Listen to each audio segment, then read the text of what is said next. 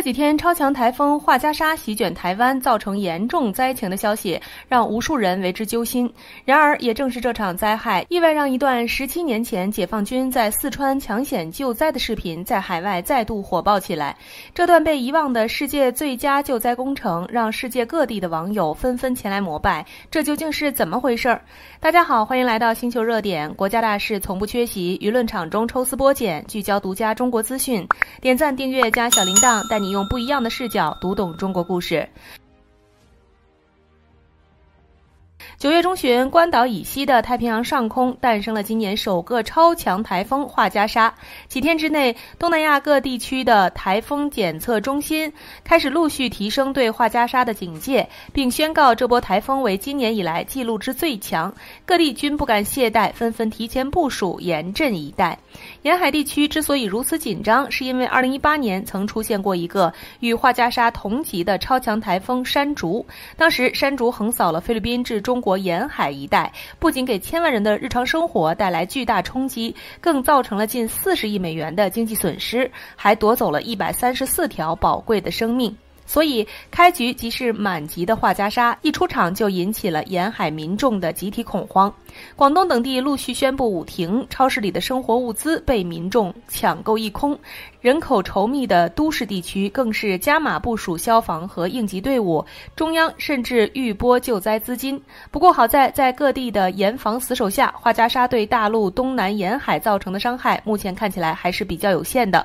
但是只有一海之隔的台湾却没那么好运了。9月23日，由于画家沙的影响，导致台湾花莲县连续下起了暴雨。而在花莲县万荣乡，一座由泥石流形成的巨大堰塞湖，在持续暴雨冲击下，终于不堪重负，发生了致命性的溢流，并迅速溃决。近1亿立方米的洪水夹杂着巨量泥沙和碎石，如同海啸般以惊人的速度奔涌而下。在泥石流般的洪峰冲击下，2019年才建成的马太安溪新桥瞬间被冲垮，桥体断裂成数节，仅剩孤零零的桥墩矗立在激流之中。这还没完，紧接着洪水快速冲入下游的光复乡。光复乡因地势低洼，对洪水的冲击毫无抵御能力，只能任由水患肆虐。仅仅半个小时，这个8000人的小镇就被彻底淹没。灾难现场的画面令人窒息，浑浊的泥流顺着街道涌入每一处角落，积水深度一度高达数米，1层楼高的民宅被完全夷平，大量汽车被洪水卷走，在水中漂浮，其中甚至包括多辆用于救灾的军用卡车，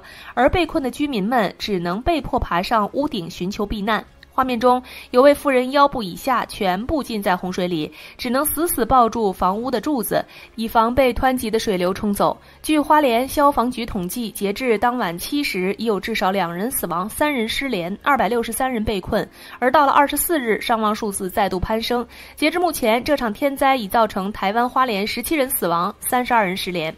花莲县消防局指出，该地的敦厚路、佛祖街发生罹难者人数最多，多数为年长者，罹难点多半在1楼，初步研判为撤离不及。目前大水已退去，但街道仍充满泥泞土石，救援人员正在持续艰难地逐户搜寻，最终死亡人数仍待厘清。这2天关于这场台风的救援画面也在不断曝光，从网上的视频中可以看到，救援人员将婴儿、幼童装入橘色救生桶中，在湍急的洪水里一步步护送孩子脱离险境。其中有一个画面特别令人破防，视频里一名救援人员半跪在堆满瓦砾的废墟上，双手轻柔地将一个孩子的遗体放进蓝色塑料桶中。孩子的身躯那么小，冰冷的塑料桶显得格外刺眼，而孩子的家人早已在一旁呼瘫在地，他们死死抓着桶的边缘不肯放手，周围的救援人员与围观群众没有一个人忍心上前劝说。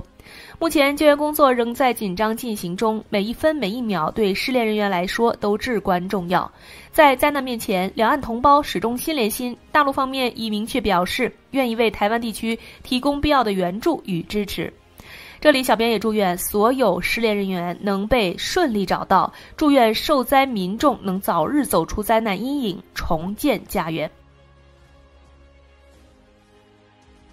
这次台风给台湾地区造成如此严重的伤害，既是天灾也是人祸。要知道，此次灾害中造成人员伤亡的主要原因就是马鞍山堰塞湖的溢流与溃决。而这处堰塞湖并非画家沙催生的新灾害，而是今年7月受台风韦伯影响，由沿岸山体崩塌、土石堵塞河道形成的。那小编为什么说这场灾难还有人祸的成分呢？让我们来梳理一下马鞍山堰塞湖的时间线。今年7月20号，台风韦伯外围环流影响到了台湾花莲地处山区，多微型山谷。台风引发的山体崩塌后，混合的土石在马太安溪河道内堆积，形成了一道天然坝体，上游的积水不断涌入，最终形成了一处天然蓄水池，也就是后来的马太安溪堰塞湖。美国地质协会 GSA 很快就对马太安溪堰塞湖表示关注，并宣称这是规模相当大、危害程度很高的堰塞湖之一，它的蓄水量高达8600万立方米，土石量2亿立方，且蓄水速度极快，水平面在1周之内就上升了15米。满水后若是发生意外，后果不堪设想。到了8月，针对这处堰塞湖的隐患，台湾当局农业部派出下属机构对堰塞湖进行了水位监测，并召开专家会议，共同研商处理马太安溪堰塞湖的处理方式。根据当时的监测记录，专家们针对马太安溪堰塞湖提出了挖掘顶部、定向爆破、虹吸抽水等各种解决方案。然而，由于该湖地处偏远，无道路可抵达，且周边持续崩塌，近期又是台风多发季等诸多原因，最终得出结论：所有方法皆不可行，近期只能以监测为主，等待拥塞自然崩解，并随时准备疏散下游民众。这场毫无结果的会议让马太安溪堰塞湖变成了悬在下游低洼地带民众头上的天灾倒计时。没人想到，仅仅1个月后，这颗定时炸弹就轰然引爆。在此期间，莲花县政府曾多次要求上级加速处理，但得到的结论却都是近期看似无危险的回复。有观众可能会好奇，上面不闻不问，那花莲县政府为何毫无作为？原来马太安溪周边的山林属于公有地，归上级管理机关直属，地方县政府无权决定任何处理方式，只能通过上书的方式恳请尽快解决。若自行动手，不光是缺乏技术和资金的支持，更会落个破坏公有林地的罪名。正是在这种慢半拍的状态下，画家沙带来的持续暴雨成了压垮骆驼的最后一根稻草，台湾就这样成为蜂王画家沙的最大受灾户，引发了国际舆论的强烈关注。灾难发生后，民众痛定思痛，1个月前的专家讨论会言犹在耳，于是大家纷纷涌入社交媒体呐喊求解，为什么不能尽早破坏坝体？于是台湾当局又派出专家在镜头前反复强调，一整座山怎么炸？言下之意就是马太安溪堰塞湖体量庞大，爆破处理技术难度高，根本没有可行的治理办法，下游民众只能自求多福。不可否认，堰塞湖的处理确实涉及地质学、水利工程学等，没有完美的解决方案，但这并不意味着面对巨大风险时只能被动等待。最近，一个名为世界特种部队与军武资料库的网站点出了一个堰塞湖教科书级别的处理案例。这个教科书级别的案例就是2008年5月12日四川省汶川地震后所形成的唐家山堰塞湖。这个拥有 3.2 亿立方米蓄水池的唐家山堰塞湖，体量是花莲堰塞湖的3倍以上，周边地质结构相似，下游更是有上百万人口被威胁。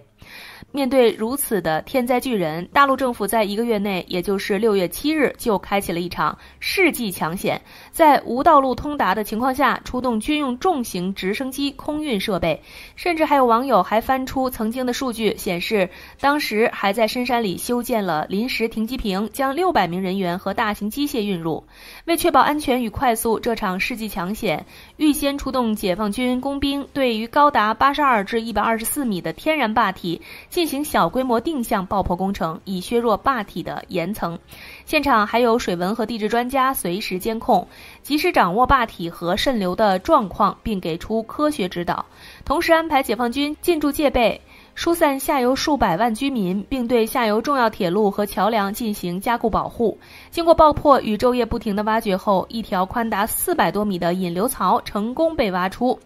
积水顺着引流槽自动流出，溃败风险成功解除。这一套组合拳已经成为世界范围内应对大型堰塞湖危机的经典案例，近30年内无人超越，堪称史无前例。于是堰塞湖真的无解吗？这条灵魂拷问被台湾网友疯狂转发，热门视频都是解放军举着旗帜深入山区艰苦工作的画面。油管上更有人翻出17年前大陆央视的现场报道画面，并艾特那些手足无措的专家，让他们过来看看。而面对众多网友的灵魂拷问，台湾当局却始终不肯接受自己的不作为，依旧在找各种外因解释。殊不知，这越解释就越让人觉得，原来对岸17年前做得到的，台湾是真的做不到啊！好了，今天的内容到这里就结束了。如果你喜欢小编的影片，还请大家多多点赞转发，让更多的人一起见证中国进步。关注我的频道，这样既能回顾往期视频，又不会错过之后的精彩内容。那我们下期节目不见不散。